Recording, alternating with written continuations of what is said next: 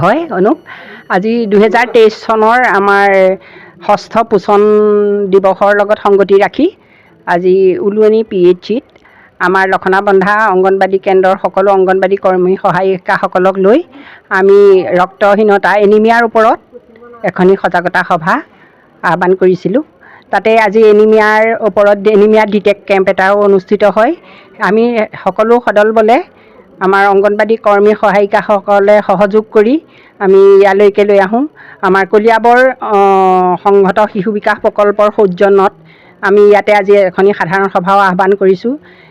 সাধাৰণ সভাৰ লগত সংগতি ৰাখি আজি পোষণ দিৱসৰ এখনি ৰক্তহীনতাৰ দূৰীকৰণৰ কাৰণে খাবলগীয়া শাক পাচলি ফল মূলৰ প্ৰদৰ্শনীমূলক অনুষ্ঠান এটি আৰম্ভ কৰা হয়।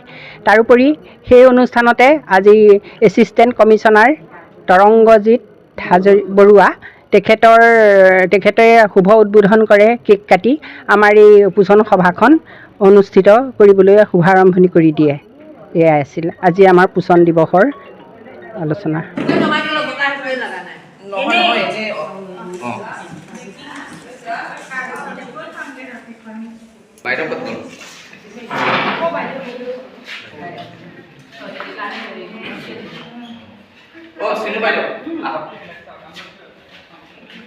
আমাৰ এই এৱাৰনেছ এটা মিটিঙো আছিল নহয়।